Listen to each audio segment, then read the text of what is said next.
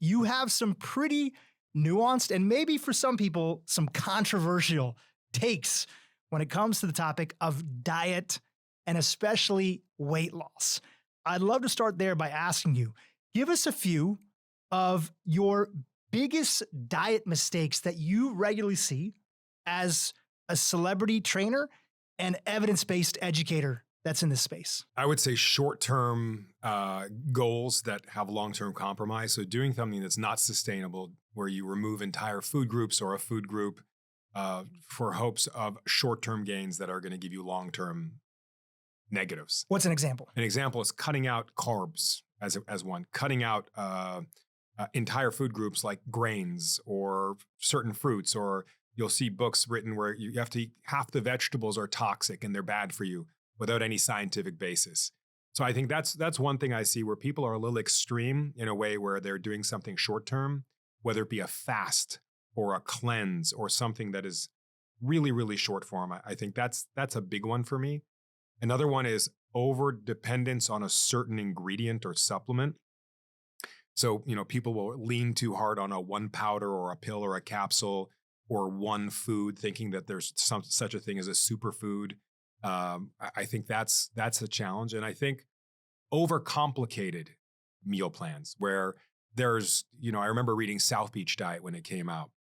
And if you lived in South Beach and had access to all those restaurants or were a gourmet chef, you could stick to it. But if not, good luck being in any other city in the world and not having all the time in the world to cook these very elaborate recipes and meals. So I think those, for me, are the three that are the lowest hanging issues or problems. Let's take one that's super topical because of your new book, and that's the idea of carbs.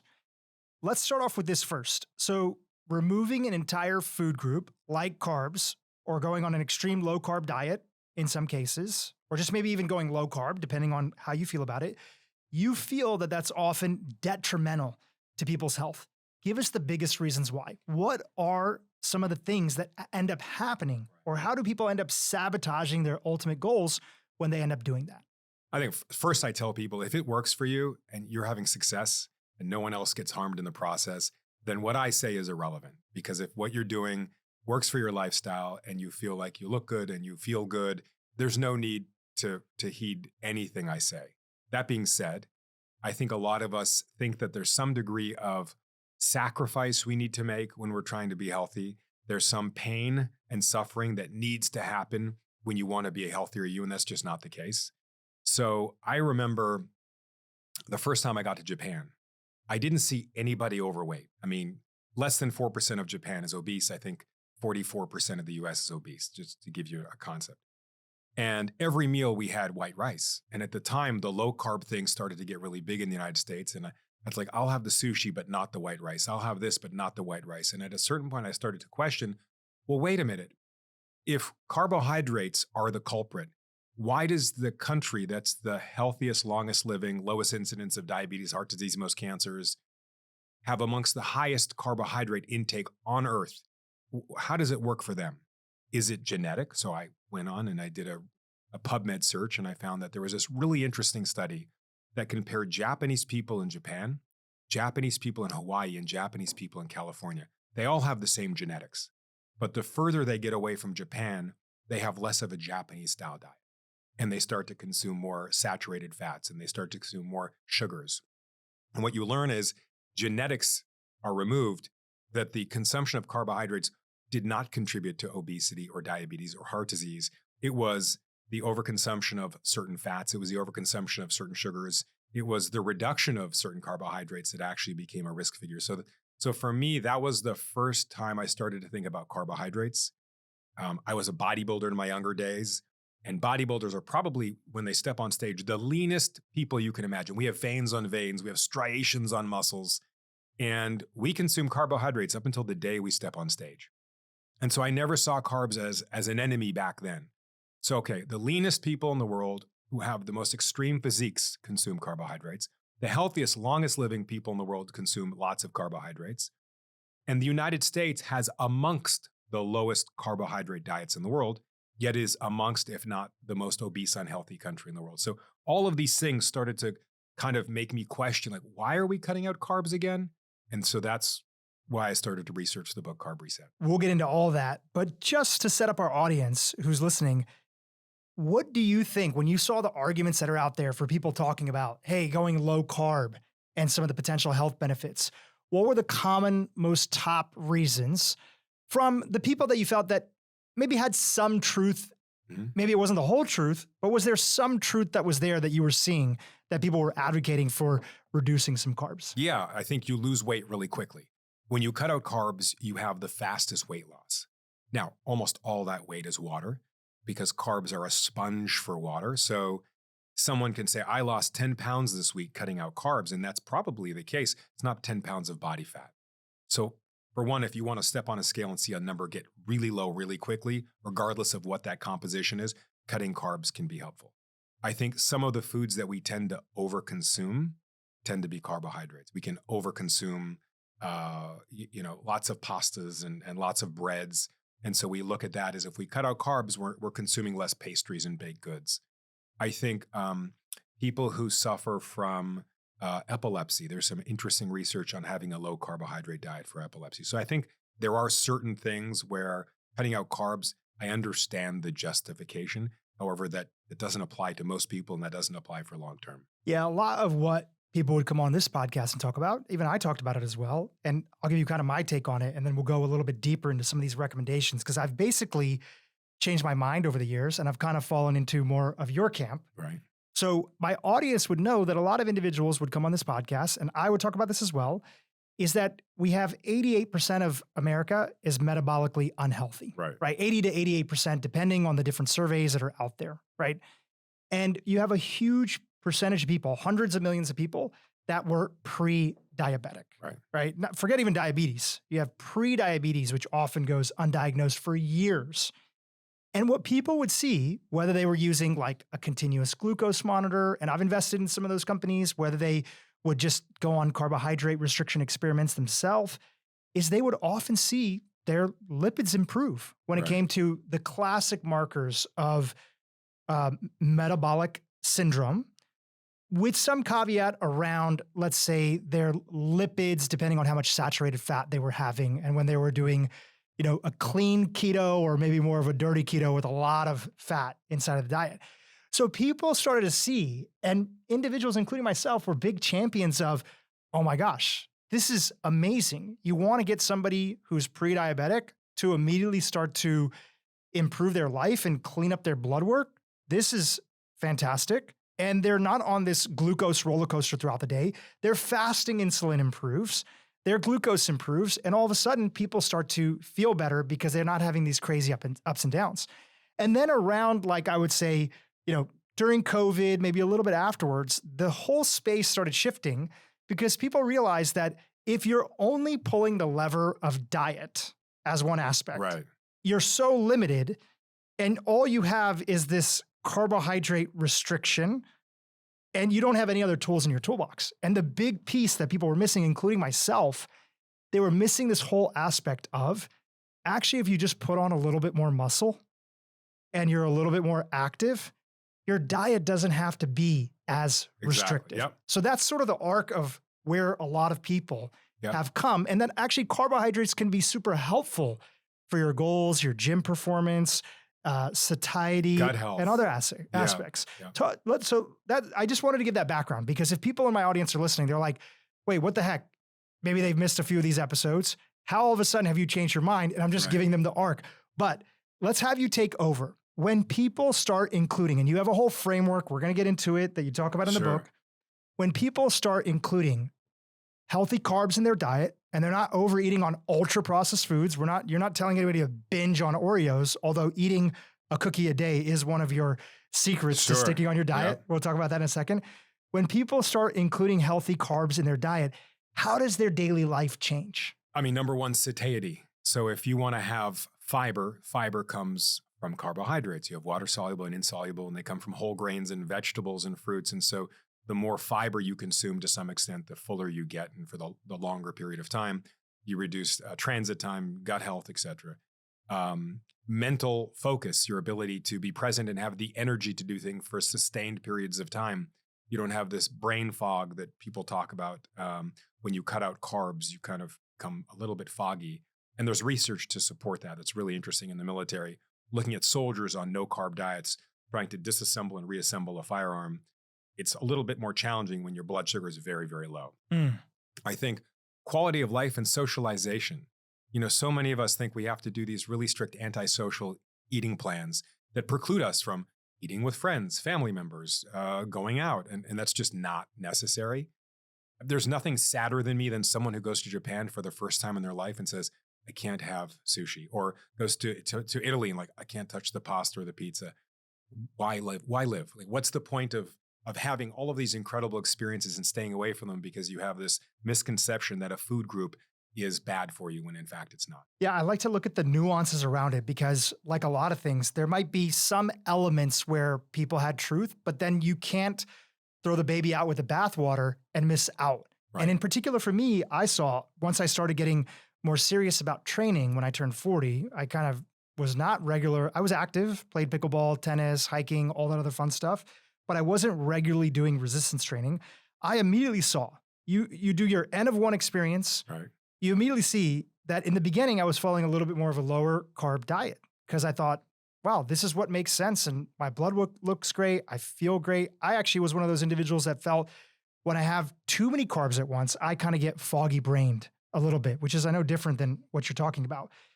But then I would perform at the gym. I would be so gassed on the days that I didn't have healthy carbohydrates because I'm eating protein, I'm eating fat, but I wouldn't have enough glycogen reserves to actually perform. Right. And then immediately the next week, I'd try something different based on my trainer's recommendations, include some more, white rice, sweet potatoes, whatever it might be that I feel good about.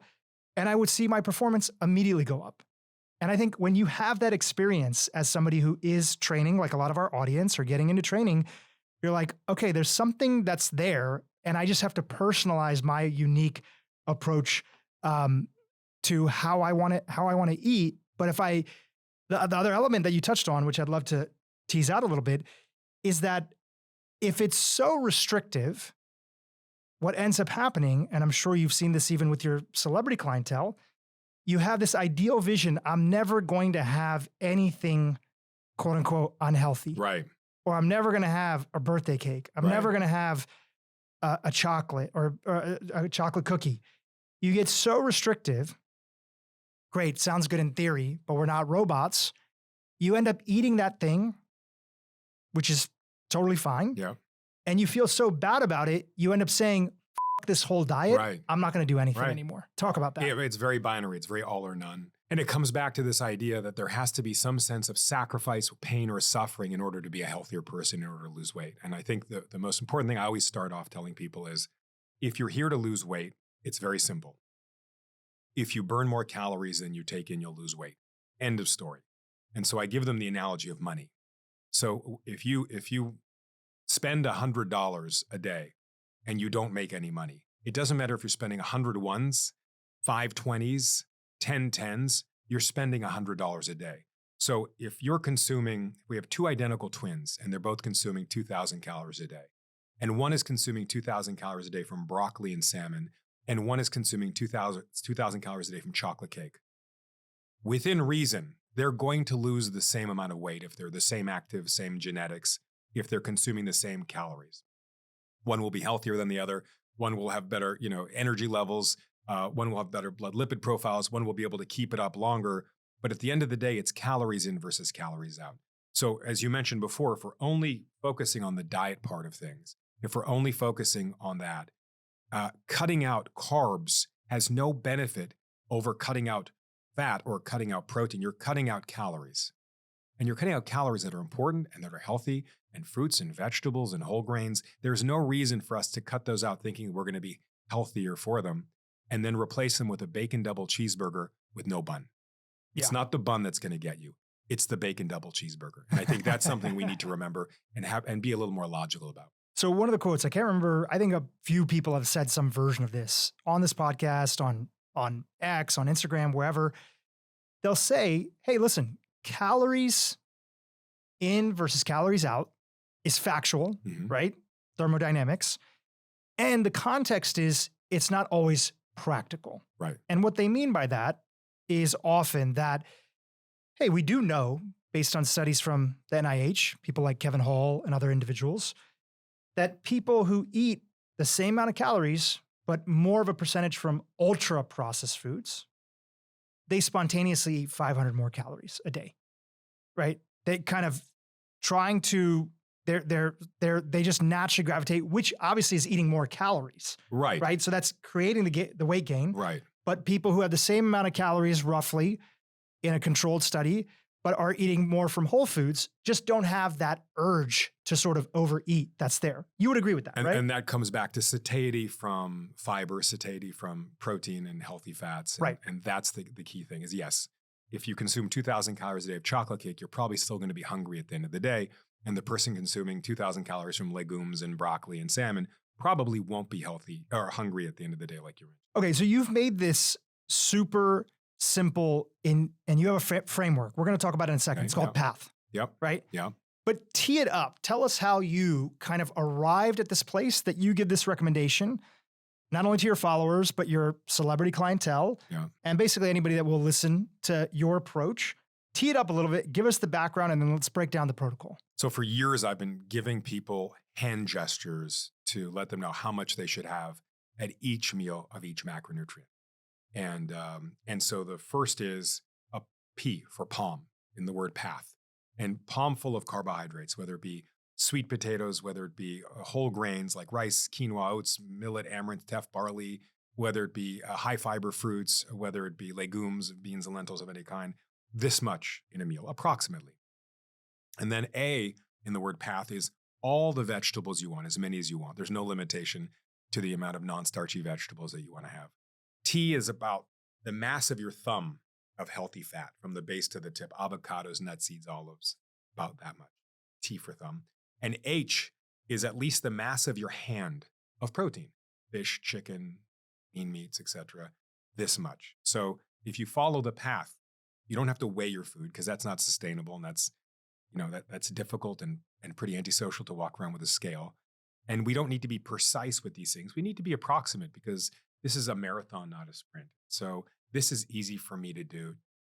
And also I have bigger hands than some other people because I'm a bigger person and I tend to have more requirements than someone else. So that's why I find this to be very helpful. So give us a little bit more background. So any meal that somebody might be having, they can use this process. Yep. So that includes breakfast, lunch, this morning dinner. For breakfast, I had a yogurt parfait. So I had this much Greek yogurt. I used a plain non-fat Greek yogurt, an Icelandic yogurt, sigi, this much. And then I had a palmful of blackberries, raspberries, strawberries, some wild berries. And I had some nut butter in there for my healthy fat.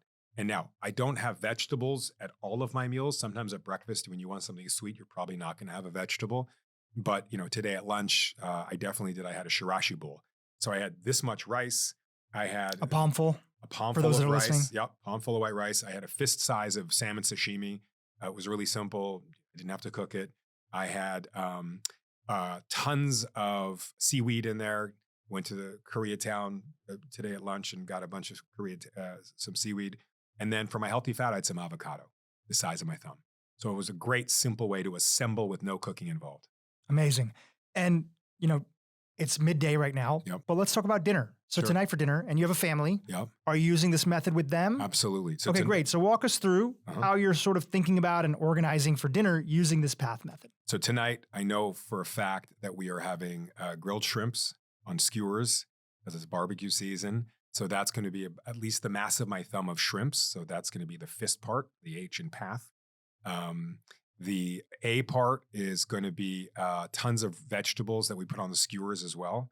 So I've got roasted red peppers and yellow peppers and zucchinis that we're putting on the skewers with the shrimps that we cook at the same time. And obviously you guys have been doing this for a long time now and you teach this, but when your clients are doing this or people you talk to, are they actually physically sometimes placing, so it's PATH, the H, hand of protein, are they physically placing like a piece of chicken or salmon or tofu or whatever their protein of choice is, are they physically placing it in their hands? I think you can kind of eyeball it at a certain point, and there is a margin of error. Like, it doesn't have to be precise. We're not talking ounces. But approximate. Yeah. So for me, I can tell you that my fist is is about 8 ounces. So I need at least 8 ounces of protein. I'm a bigger person.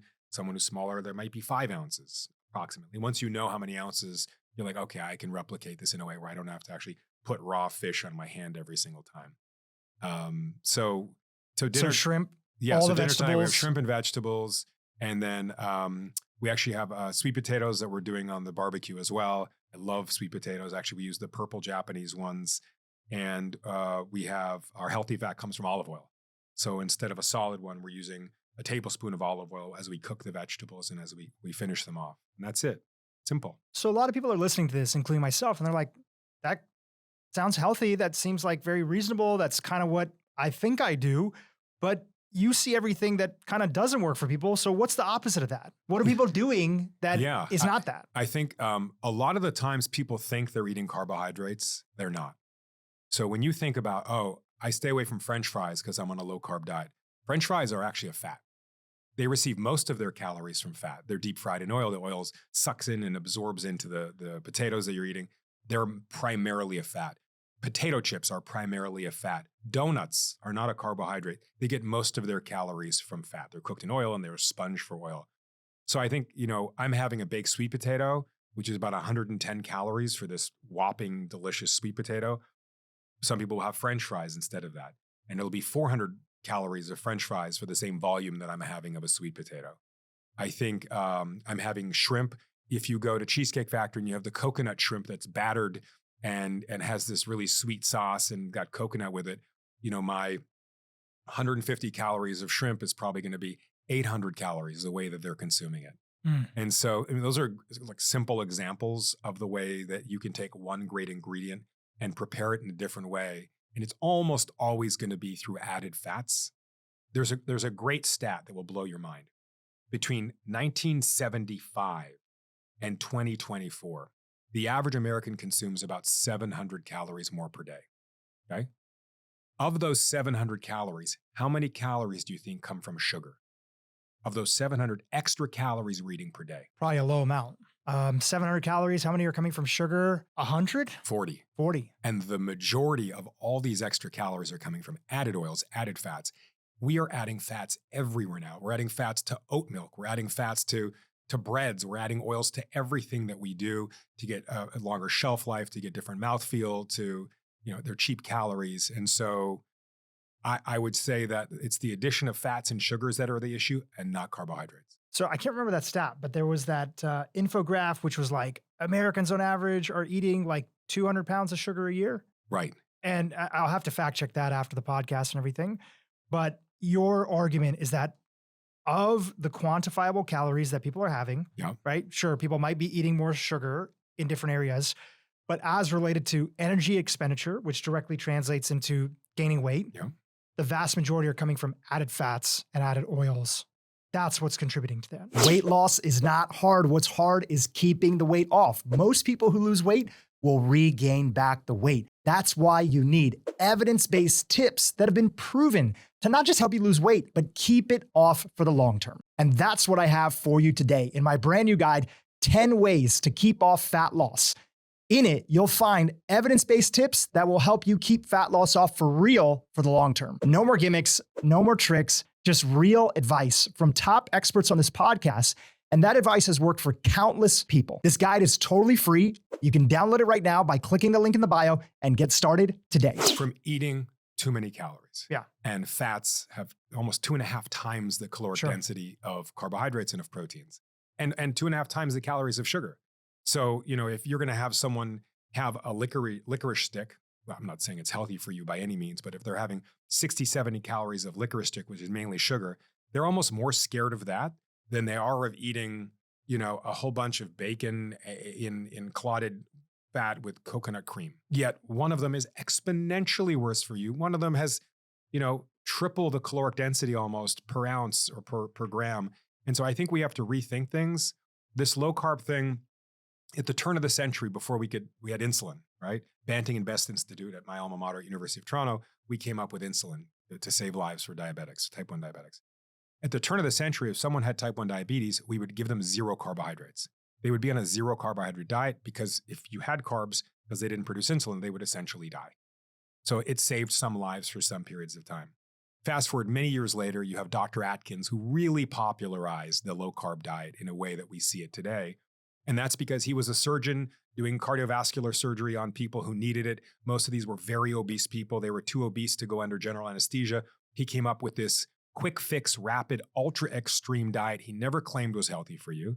He never claimed was something that should be sustained. But if you cut out carbs, you step on a scale, you lose weight really, really quickly. And that weight's primarily water, a little bit of fat, and a little bit of lean muscle tissue. And so people were able to lose weight so he could operate on them, put them under general anesthesia. This was never designed to be healthy. This was never designed to be a lifestyle. This was never designed to stick with you.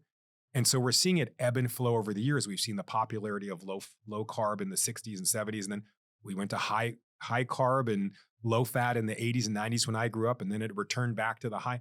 And every time we go to that low carb, you see obesity, heart disease, cancers, diabetes, all of them go up. So statistically speaking, as America has become more of a low carb country, we're actually exponentially more unhealthy. Could the same be said? I think I read online or somewhere in your book that you kind of fell into the whole SnackWell craze, right? Yes. 100 calories, This is fine. Couldn't the same be said that we just are on this general trend where we're just consuming more, whether it's high carb or low carb? Because even during the SnackWell trend, everybody was like, get rid of fat. And they were probably eating different pockets, I'm sure. They're probably eating a higher carb diet. But in general, people were just eating too many calories and probably getting a lot of processed foods. So I agree directionally with you, but I'm just wondering, genuinely as a question, hasn't it been, regardless of what trend that we've been on, that we're just gaining weight? Because fundamentally, at the end of the day, people aren't working out, they don't have enough muscle, and they're overeating on calories. I would say the main driver is we're eating too much. Yeah. That's the main driver. And removing carbohydrates is not the answer. And in fact, most of the people that are, sitting down and having 1,500 calories from a filet mignon with blue cheese, butter on top, et cetera, thinking they're being healthy, are actually not. And I'd rather them have 500 calories of steak and some pasta or some lentils or a sweet potato for a meal that has 35% less calories, and they haven't had to remove a food group. And I think that's the most important thing is you've said it well, is we've replaced one problem with another problem. And when we remove one food group, we overdo another food group. And also, as you mentioned, this overconsumption of hyper-processed foods tends to be an issue. And high carbohydrate, hyper-processed foods tend to be more abundant and more available to us. The problem is not carbs. It's the overconsumption of overly processed versions of carbs. Rice is good, rice flour is not good. Quinoa is great, quinoa flour is not great, and so on. Fruits are amazing. Fruit juice is not great. I know firsthand, I saw that when I was on a lower carbohydrate diet, I was really excited. I was getting my blood work done through, I had invested in this company Levels, which was one of the main companies that was doing like CGMs. I was so excited. I had so many of my family members. And I thought, wow, this is like real-time feedback of glucose monitoring so that you can see like how you eat. And then I was most interested in like, how do you feel? Do you feel like tired afterwards? Do you feel clear-headed? Do you feel this? And I would see a trend. I would see that when people had more stabilized blood sugar, and naturally you eat and your blood sugar goes up and it kind of comes down, but they don't have these crazy roller coasters throughout the day, they feel better. And I felt better. That was there.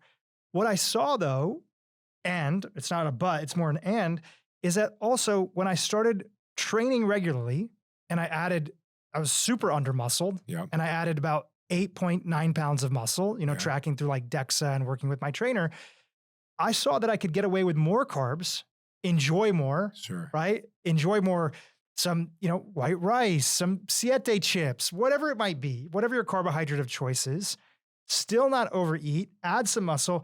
And I even saw my fasting insulin go down a little bit more. It was never really high, but I saw it go more into the optimal category. And I think that that's where the wellness industry did a lot of like growing up. And I think a lot of the strongest voices there have shifted a little bit. I'm not going to say for everybody. I'm not here to speak on anybody's behalf, but a lot of the people have shifted because they realize like that can't be the only lever that you try to optimize your health with, right? Otherwise you become so restricted and you may not actually end up being any healthier anyway. You need to do an extreme of something to compensate for doing nothing of something else. Yes. And so if you're sleeping pretty well and strength training pretty well and eating pretty well, you're golden. if you're not doing any one of those, there's no amount of the other ones that's going to make up for it. Yeah, you can't make up for it. If you have this beautiful tree you've planted in your yard and it's getting no sunlight, you can't give it extra water and extra air to compensate for the lack of sunlight. You still need sunlight. You just need a little bit of all three. It's the same thing with our body. Were you aware of the whole controversy around Atkins dying and like how he died and everything? Yeah, Did you very see well. that? In fact, as we were talking about Atkins, it almost came out of my mouth. But look, bless him. I think had very good intentions. I think was probably helped saved a lot of lives through being a surgeon and what he did. And maybe even through his diet for some people has really been helpful. But he died overweight and he died of, I believe, heart disease and yeah, and the sort of official statement was that he tripped and he fell and maybe had like a stroke or a blood clot or something like that. I can't remember exactly. You know, whatever it is to his family, I would never speak ill of him, and I wish them all well. But I will tell you what's interesting is when I was trying to make the argument in the book of it's all that matters is calories in, calories out. If you're talking only about weight loss as far as the input of calories and not the output through muscle mass, etc. There's all these great case studies of academics trying to prove the point of thermodynamics. And there was a professor in the 1980s that went for 90 days and only ate white potatoes. And he had 1,800 calories a day of white potatoes, and he lost something like 44 pounds. And then there was another professor who went on the Twinkie diet. He ate Twinkies, Ho-Hos, and ding-dongs only for 60 days, and he lost something like 38, 40 pounds. Controlled for calories or just controlled for however calories. much he wants to eat? Controlled for calories. Yeah. And then there was, the McDonald's diet. And then there's all these great examples of diet. Here in Beverly Hills, when I moved to the US, there was a weight loss doctor there doing the Beverly Hills cookie diet. I mean, I've seen it all. And everything's in LA. You have all everything's this in stuff. LA. Everyone crazy in LA. But it does remind you to the fact that at the end of the day, it comes down to how many calories are you taking in, how many calories are you burning. And if you're taking in less calories, you're going to lose weight. And if you're burning more calories, you're going to lose weight. And hopefully when you burn calories, it's in an efficient, sustainable way. And if you're taking in calories, it's in a healthy, sustainable, efficient way. And that's what it comes down to. And that's why I'm celebrating. You got to eat carbs. You don't need to punish yourself anymore. You can have a potato. You have this whole section of the book where you go into the trigger map. Yeah. You help people understand, why are you overeating? Because somebody can listen to you and say, listen, from a science standpoint, okay, great. I understand the laws of thermodynamics. You can't lose weight without eating more than what you expense. Yeah. Even though a lot of people, even people that have been on this podcast previously, and maybe even me at one point in time, felt that, no, there's more to the story that's there, right? Whether it was the carbohydrate insulin model or whatever else. But largely, I would say the people that I respect in the space have, change their mind on that. And the carbohydrate insulin model is also about calories in versus calories out. Yes. They argue it's not. And then at the end, they're like, and you gain weight because you're hungry and you eat more calories. So isn't that calories in, calories out? They're like, well, I guess so. Yeah. And even some people that still felt that way, I think Ozempic and GLPs have really changed the conversation because people are like, at the end of the day, there are some people that are still eating ultra-processed diets that are on GLPs. Yep. What's happening? Ultimately, they're just eating less food. Yeah. Right? That's not the healthy way to do it. We want them to do it in other ways. But ultimately, if you're going to lose weight, you're eating less food.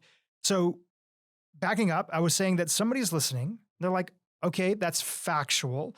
But now help me make it practical. Help me understand, why am I overeating? What do you want to share about the trigger map with that? You could be overeating for a number of reasons. You could be overeating because of lack of education, of understanding, what foods make you feel full versus not.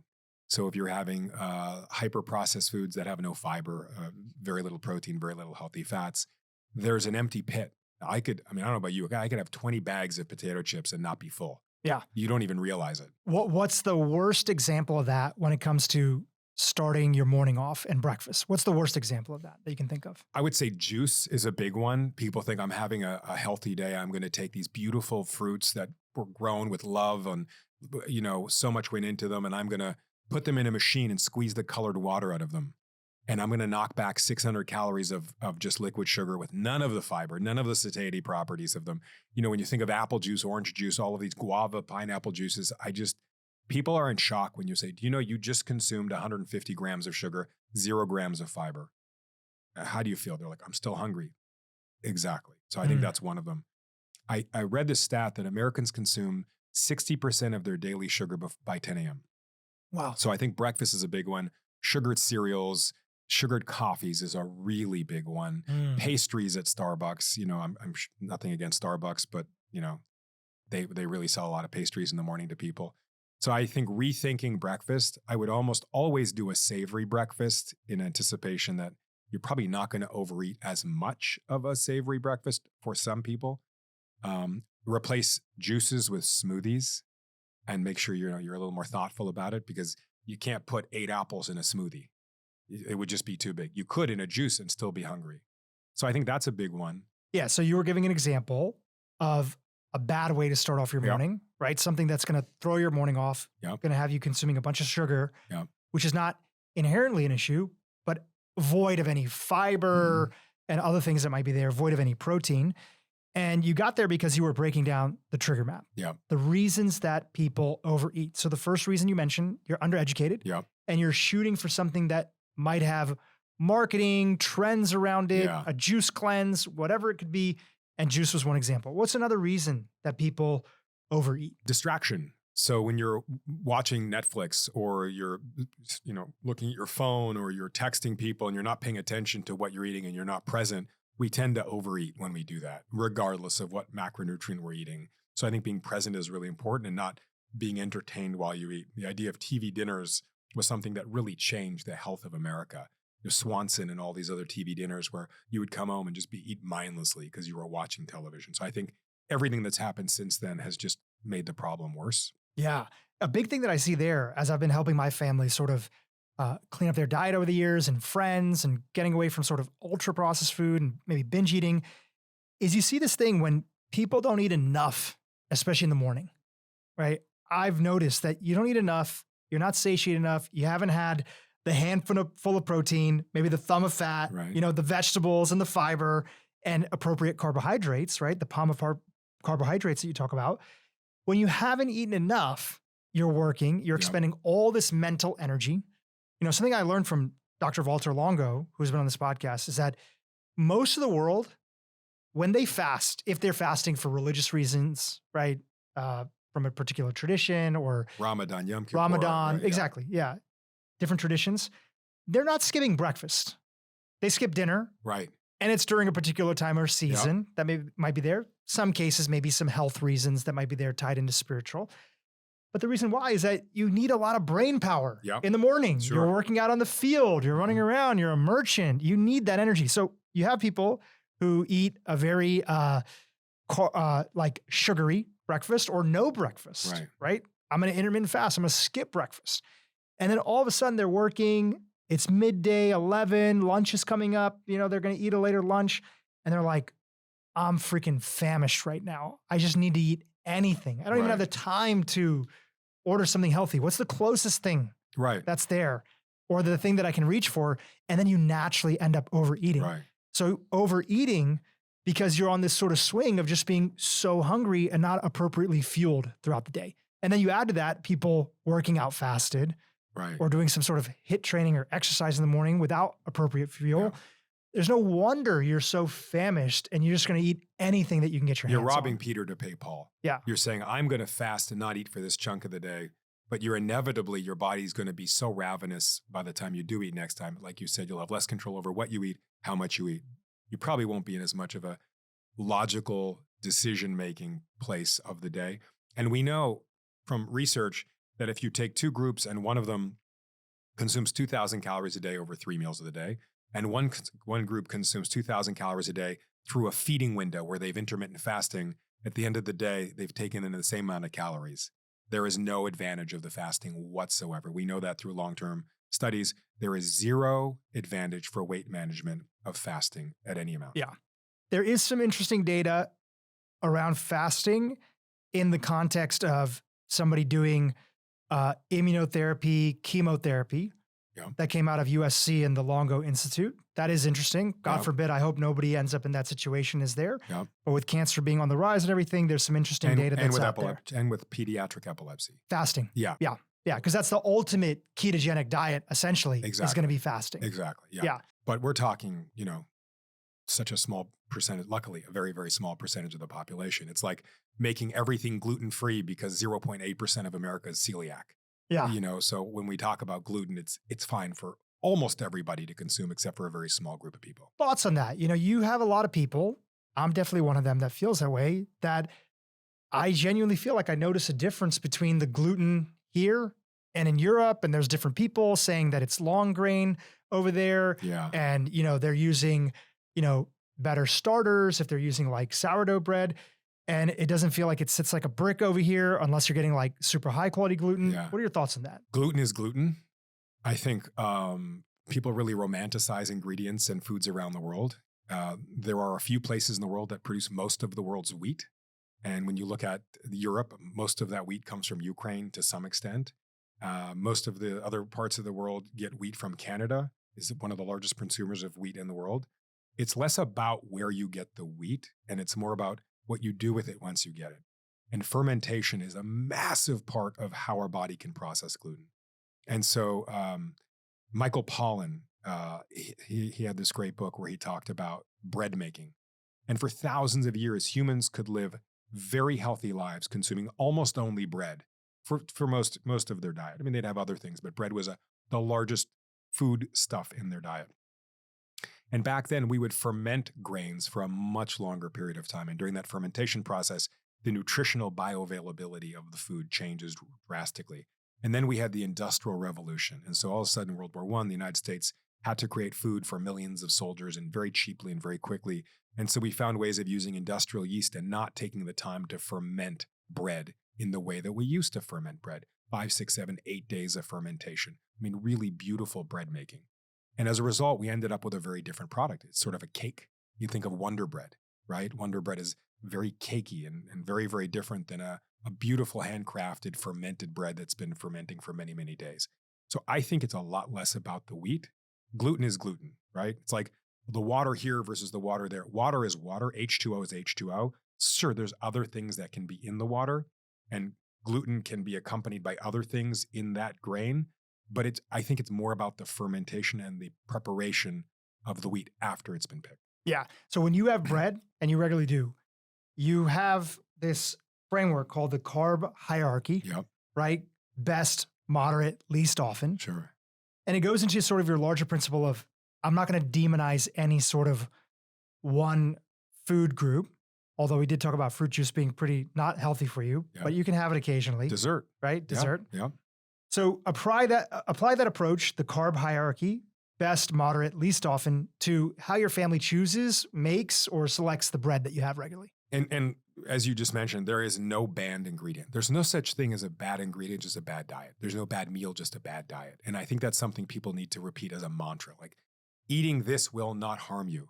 If someone has Fruit Loops and you have a blue loop, one blue loop, you can't say, I don't want it. Why? It's not going to even make a ripple in your pond of health. Well, there's a second aspect of that. If you're that, I choose not to eat Fruit Loops. Right. But also, too, if you're that fragile, that we're not talking about binging an entire box or whatever, right? But a serving of a particular food can throw you off without you having, let's say, like an autoimmune condition. Yeah. Right. Or something where maybe you might not be celiac, but you're on the spectrum of having some sort of, extreme sensitivity, and you've worked that out with your doctor. Yeah. Because that's a debated area, right? One of the top researchers in the space of celiac disease is an Italian physician. Mm-hmm. And he was the one that really helped people understand that, hey, there's this category that impacts gut health, zonulin levels, that's called non-celiac gluten sensitivity. Mm-hmm. And his name is Alessio Fasano. Mm-hmm. And his work initially was like poo-pooed, like this is crazy, but he's done a lot of strong research showing that there are some people that are there that have maybe not the healthiest guts, right, or some other things that are going on with intestinal permeability, mm-hmm, right? We used to not like the word leaky gut. It turns right, out there is some truth that's there to it. And the best way to actually not have it is having healthy fiber inside of the diet. Yeah. So there could be some reasons that people have or choose to avoid certain things.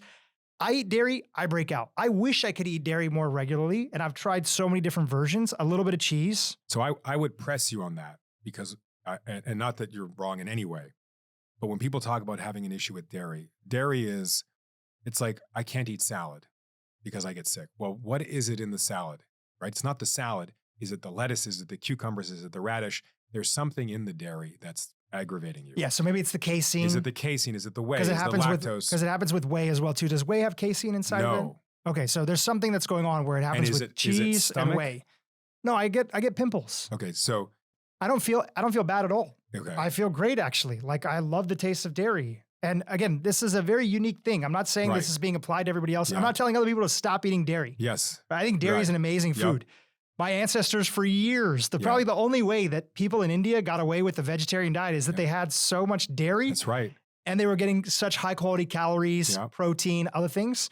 There's not really examples of people around the world being vegetarian without dairy. Right. Everybody was consuming dairy. There's no examples of people long-term being vegan that I understand. No. Right. No. So again, I'm not telling other people to do that. Yeah. I eat all other food groups that are there. I just don't know why. Yeah. I just don't do as well with dairy and I break out and it's more of a cosmetic thing that's there for me. Yeah. Right. But anyways, nonetheless, the point that I was going into is outside of maybe a few instances that might be there. I'm guessing it's the whey because there is some published data on whey and skin conditions. So it exists. Yeah. Yeah. And it also could be, I've heard some gut microbiologists say that because you also cut out dairy very early. Yes. Because you were having this issue. I had terrible acne all throughout high school. I cut out dairy. Yeah. Mostly because I kind of bought into the animal rights component at that time. Yeah. But I also had heard somebody say that, hey, sometimes it can improve skin and that sort of thing. I did it and I thought I found the miracle. Right. Because in 1.5 months, my acne went completely away and I had 4 years of pimples and dating girls and prom photos with pimples. You bet if somebody told me that not drinking water would have done it and it worked, I would have done that. And you think that the acne went away because you removed dairy? I mean, that's the only thing that I removed at the time. I was still eating Taco Bell. It could have been it. Yeah. Yeah. And there is some aspects about puberty and timing and other stuff. You know the story of the woman who brings her daughter to the doctor and the doctor's like, gosh, she's sick. She needs to go on antibiotics for a week. And the mom's like, I don't know, antibiotics. Well, what if we don't put her in antibiotics? The doctor's like, well, she'll be better in 7 days. And so not to minimize. No, not at all. I want to give people the whole aspect. Yeah. And what the microbiologist was saying is that, look, maybe there was something that was there. Mm-hmm. And again, the maybe could have been timing, could have been you are reactive, could have been this, could have been that. Who knows? It wasn't a study. Yeah. We don't know. But because you also didn't have dairy for so many years after that. Right. You could have developed a gut microbiome that now sees dairy as a little bit of an invader. Right. And is that causing some sort of response in your system? An immune response. And there's no way to exactly know, but could that be the reason that you're saying that you eat dairy and the next day you have a pimple? Yeah. Right. Either way, I wish I could eat dairy and I'll probably continue to try to incorporate it through different experiments. And your maybe one day ancestors will be, really upset about this. Yeah, they'll be very upset about this. Nowhere cows are treated better than that. We were going back to the carb hierarchy and how your family chooses. Yep. And then I asked you about gluten. We got on this tangent. So how does your family choose using this hierarchy, best, moderate, least often when it comes to the topic of bread? Because a lot of people enjoy bread. When it comes to bread, we like to get our bread from a farmer's market when possible. We make our own bread when possible. And so really you're looking for something that looks pretty crunchy granola-y. You can see some of the grains still in there. It's not as processed as a Wonder bread. You can there's some sharp edges sometimes in there. So you have some whole grains still in the bread. Fermented is the long fermented, the better. We like a sourdough tends to be a really nice bread. Sourdough's, very fermented. There's a great studies looking at consumption of sourdough and impact on blood sugar levels compared to other sorts of breads. And so sourdough is pretty great. I think whenever possible, I try and select a bread when it's store-bought as being less than 100 calories per slice when possible. Okay, less than 100 calories per slice. Yeah, when possible, at least 3 grams of fiber per those 100 calories when possible. Yeah, and people realize if you're just shopping at a regular grocery store, that can sometimes, you got to look a little bit because a lot of breads have no fiber. And this is the reason why, regardless of what diet people follow, if you're following a little bit of the standard American diet, we know that your diet is basically devoid in fiber. I think the average person is getting less than 15 grams of fiber a day. Yeah, exactly. Yep. And they're supposed to be getting over 30 grams a day. Yeah. And then, if a bread does not have a lot of fiber, what I'll do sometimes for the kids is sometimes I'll give them what's the third category in my hierarchy, which would be fun bread. So croissants or brioches or challahs or things like that. And for that, I'll generally do something to make it healthier. So I might make them French toast in the morning. Maybe I'll use a brioche sometimes. But then I'll take a bunch of blackberries and raspberries and I'll put them in a pot, warm them up with some monk fruit. And on top, there's this beautiful berry compote, adding fiber and adding nutrients to that decadent bread. So I balance it out. But at the end of the day, like I said, there's no bad ingredient, just bad diet. Yeah, that's great. What are some other areas over years? I think it's always useful for our audience to kind of hear this. Where have you changed your mind over the years that has arrived you at where you're at? You talked about you kind of fell into the snack wells thing. That was what everybody was talking about then. A lot of people did. Hey, just eat this cookie and that's a great way. And you can kind of, get through life on this ultra low fat diet. Yeah. What else have you changed your mind on? I used to try and find ways to make decadent foods healthier versions, specifically dessert. And I've come to the conclusion that you should never compromise on decadence. And things that really bring you joy, you should find the best of that. The ones where you take a bite and afterwards, like, that was worth every single bite. There's not many things we can say that about, right? So when it comes to cookies, for example, I used to do all these different healthy cookies. And it's not to say I don't still do those for my kids.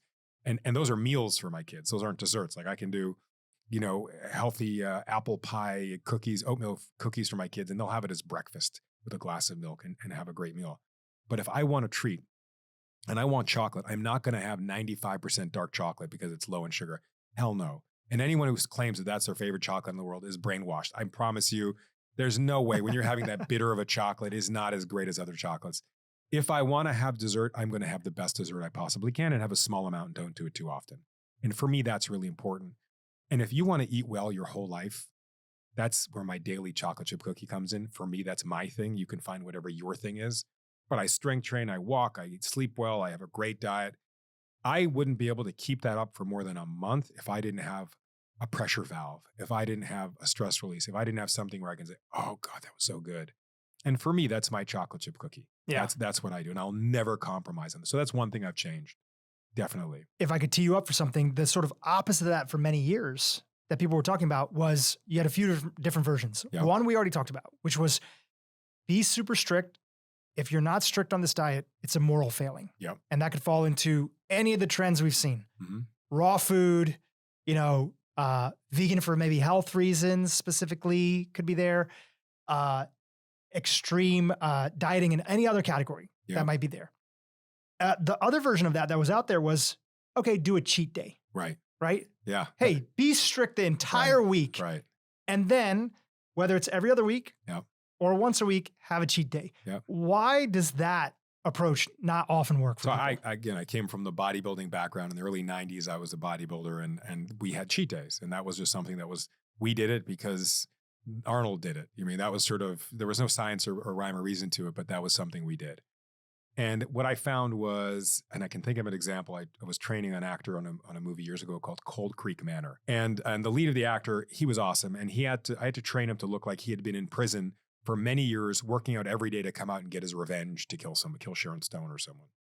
And so I had him eating so clean. I mean, every down to the ounce, he was so clean. And his workouts and his cardio and everything was just on point. And I had him do the bodybuilder thing where I said, okay, we're going to do a cheat day once a week. And we would pick a different city and we would spend all week researching that city. So, okay, this Sunday, we're going to New York. We're flying to New York for the day. And we're going to hit this Carnegie Deli. And then we're going to hit this pizza place. And then we're going to go here. And we were so nauseous and sick by 11 a.m. already. I mean, we couldn't breathe. We were sick to our stomachs. And it wasn't a positive thing. I started to dread these days. We did it to Philly. Where's the best cheesecake? We went to all these places and it was kind of fun at the beginning and then we stopped doing it. And I said, I have an idea. Instead of us doing this cheat day, we're almost forcing ourselves. We have a heavy brunch and then we force ourselves to have a heavy lunch. And we don't even want to eat anymore, but we got to have it. It's cheat dinner. Instead of doing that, I go, let's split it up. It's my birthday this Wednesday, okay? I don't want to have a cheat day this Wednesday, but I want to have cake on my birthday. And then this Saturday, it's my best friend's wedding anniversary. So why don't we have 2 cheat meals? And I don't use the word cheat because that also connotates guilt or negativity. 2 free meals a week. They're 2 free meals. They're free to do what you want. If you don't want to be indulgent, don't.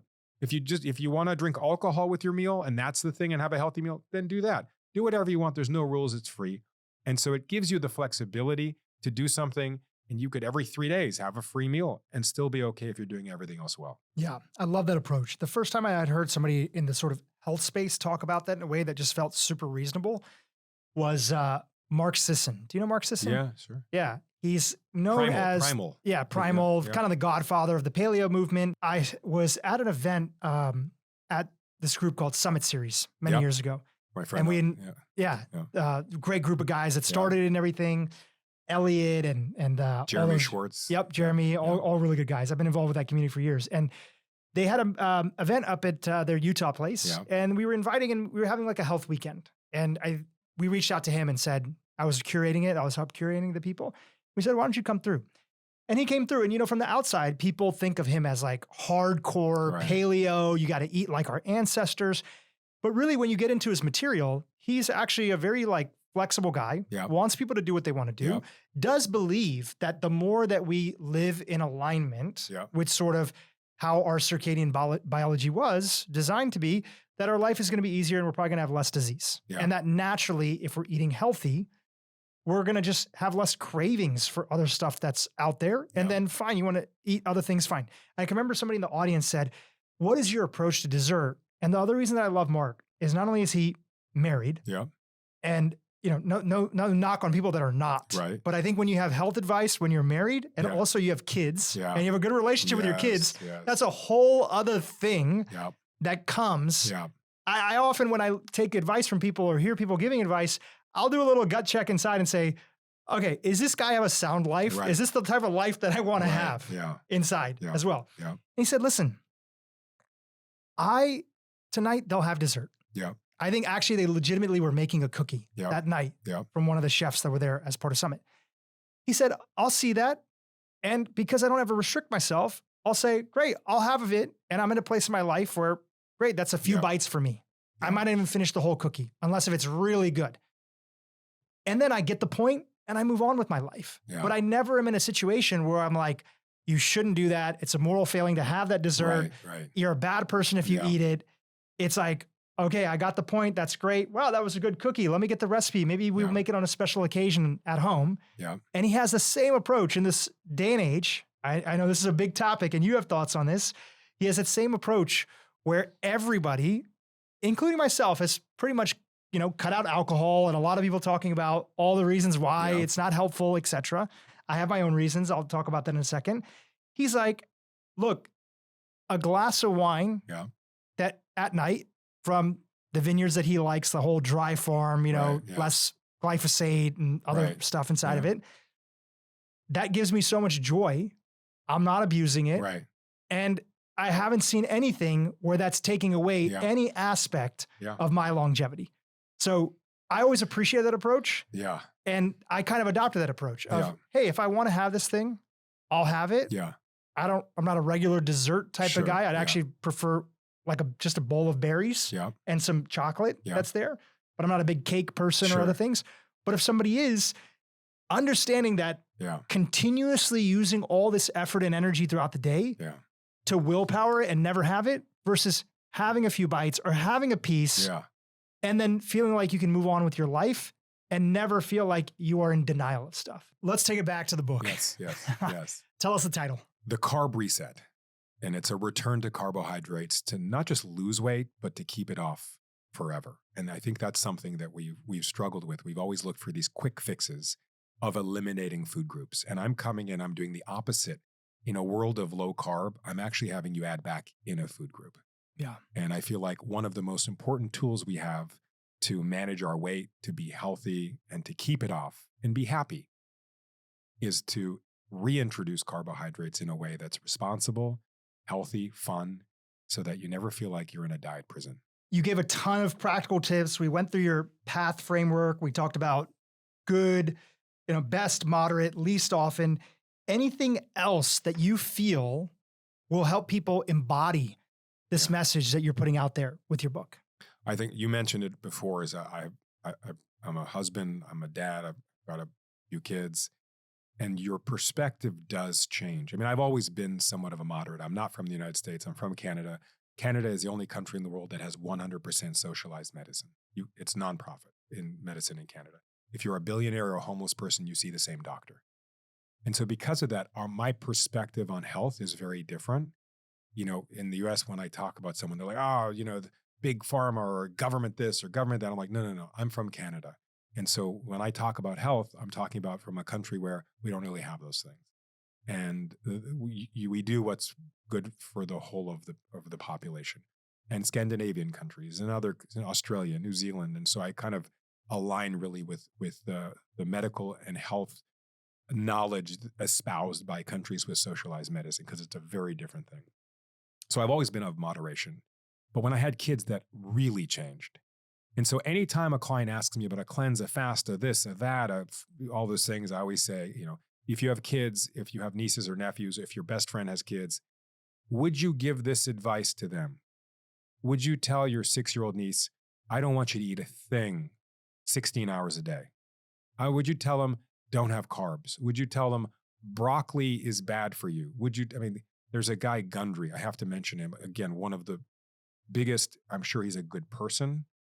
Professionally, he's a buffoon. Every one of his messaging is so dangerous and so bad and so not founded in actual science. I know he sells supplements and pills and powders and potions and all the other stuff. He tells you, I think nightshade vegetables are designed to kill you. It's the dumbest thing I've ever heard in my entire life. At a certain point, people are trying to scare us too much. There's another podcaster, he did a whole thing on how toothpaste is going to kill you. And if you have toothpaste, you're going to get heart disease and you're going to die. And he's looking for clickbait. And so I'm sort of what's in toothpaste? What is he saying? What's the argument? I don't even, I tuned out. But I'm sort of an anomaly in that I'm really a voice of moderation. I haven't ebbed and flowed with the different trends and fads. I'm really, really conservative. Everything I'm telling people is what I would tell my kids. It's what I would tell my family. And the message doesn't change day to day. I'm not selling you a pill or a potion or a powder. There's nothing. All I'm doing is educating people. And hopefully they connect with this because they're like, yeah, that makes sense. It's not going to be the sexiest thing in the world, but it's going to work. It's going to work the best and it's going to work the longest. There's a bunch of recipes in the book. Yep. Just give us a couple of your favorites. For those and is there one that we can link to on social media so people can check it out? You make a bunch of them. Sure. There's some on Instagram. Amazing stuffed sweet potatoes. So instead of like tuna melts, I use a sweet potato for those things. So I can do a tuna melt and a sweet potato. I do this great like Tex-Mex ingredients inside of a baked sweet potato. I have my smoothie recipes in there from my Body Reset diet book. I have some great soups in there. I love soups. I had this a viral post on Instagram 6 months ago of a green soup that I did in the Body Reset diet.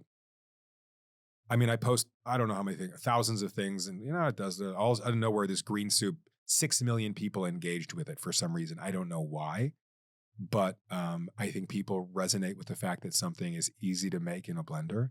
There's only a few ingredients and it's green. And so if it's green, for some reason, people think it's healthy. So that's in there as well. I love it. Yeah. Question on kids, because that's one of the things, my wife and I, we got married a few years ago. Kids is on our future path. I'm excited to have kids. I think I'll be a great dad. I think my wife will be a great mom. Yeah. I've seen this thing that when people also have kids and they're aware of health stuff, right? The science that's out there right now is the body of science and research that's there. And then science is continuing to evolve. That's there. One thing I've seen for a lot of my friends is they become just more aware that there might be certain toxins or toxic exposure that's out there. Right. Is that something that you and your wife at all went through? Yes and no. I think, again, because most people get their health information today from social media, clickbait is king. And so if you say something that sounds scary and different and new, people want to hear about it. They want to know about it. I think we care about those things, but we do it in a very logical, moderate way. We don't freak out about things. You take a look and see, okay, what are the main factors associated with mortality and morbidity in the United States? Right? What's the number one reason people die, and what are they doing in their life to cause that? And I would think about that even for my kids. And so obesity is the number one lifestyle factor associated with living a shorter life or a worse life. And so that's because you eat too much or you don't move enough. Okay, so that's something I think about with my kids. People are going to hate me for saying this, but every one of my kids has their own treadmill. I have cheap treadmills. And if they want to look at screens, they can only look at a screen on the treadmill. So they each have an iPad. It's on their treadmill.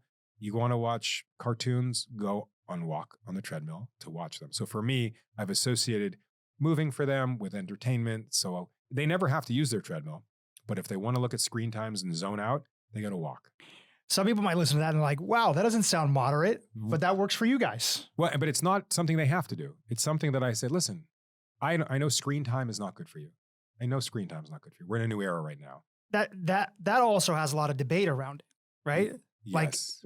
Like social media, I think there's a lot of concern with that, especially young girls. But the data on video games is sort of mixed. The data on television is a little bit mixed. I don't mean that the video games is bad for their mental health. I'm saying they tend to replace physical activity with stationary screen time. Yeah. And so being stationary. Yeah. Kids today are more stationary than they were when you and I grew up, and we'd go out and play outside at lunch, play outside all the time. They come home and they go right to a screen. So for me, it's really about how do we bring back physical activity where it's being replaced by screens? That's all. Yeah. Are there treadmills next to each other? Yes. Like, is it 3 treadmills next to each other? Do they have to watch the same thing, or they have their own individual iPads? They have their own individual iPad. And by the way, these are cheap treadmills. This is not an elitist thing. These are inexpensive, but it's something that for me was important. I think so. And the second thing is, okay, so I don't want them to be, I want to do what I can to make sure my kids aren't obese to the extent that we have control over that, to the extent. The second thing is, what are the other leading causes of death? Mental health. So I try and do whatever I can to make sure we have kids that we listen to, we care about their happiness, and we try and do things to make them happier. And obviously one of them is keeping them away from social media.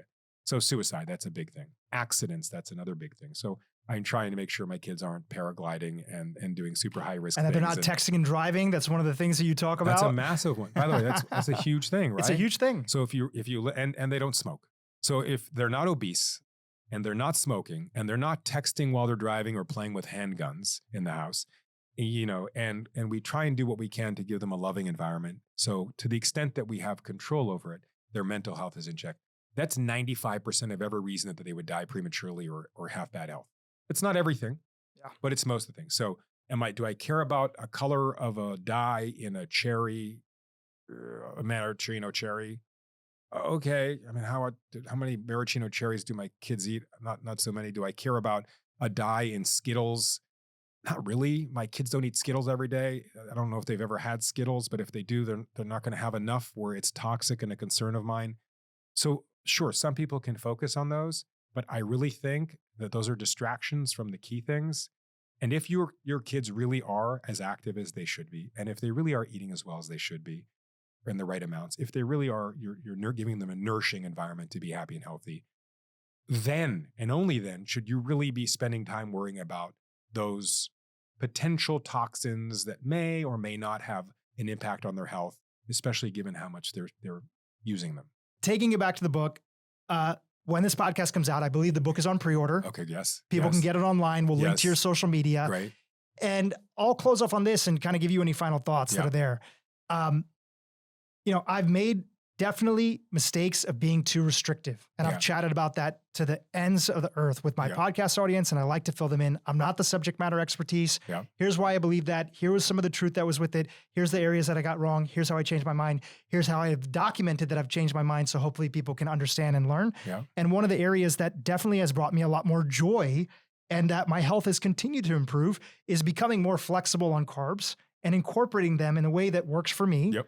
And I feel like that's my hope and wish for everybody, especially if they've been people that have been very restrictive. And as soon as you combine that with things like strength training, increasing activity, I think you'll genuinely start to feel that you'll get a lot more joy out of life, and hopefully your health improves at the same time too. What do you want to conclude on? I want to conclude on the fact that life is a marathon, not a sprint. And when you approach anything, whether it be food, fitness, sleep, exercise, ask yourself, is this something that I can keep up and doing on a long-term basis? Does it feel like a punishment? Is it enjoyable? You have to ask yourself these questions because you can enjoy yourself and be healthy. You can enjoy diet and lose weight.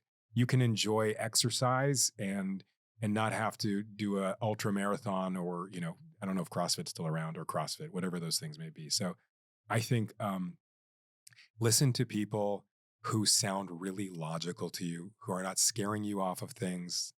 who've been doing it for a long time, and hopefully who spent the time to study the field that they're trying to teach you in. If you want to know about dentistry, I would probably ask a dentist. You want to know about neurology, I was asking a neurologist. And if you want to know about nutrition, hopefully you'll be asking someone who went to school to study nutrition and who's worked with patients for many years, so they understand that, things come in many different shapes, sizes, and forms.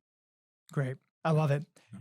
This has been fantastic. Yes. Is there a website for the book, or people just go to your website? Go to my website. Yep. HarleyPasternak.com. Awesome. Harley, thank you so much for coming on the podcast. Thank you. Appreciate you, brother. Thank you. YouTube, if you enjoyed what you just saw, keep watching for more great content on how to improve your brain and your life. The number one biohacking wellness tool that a person can have in their kitchen, by a long shot, is a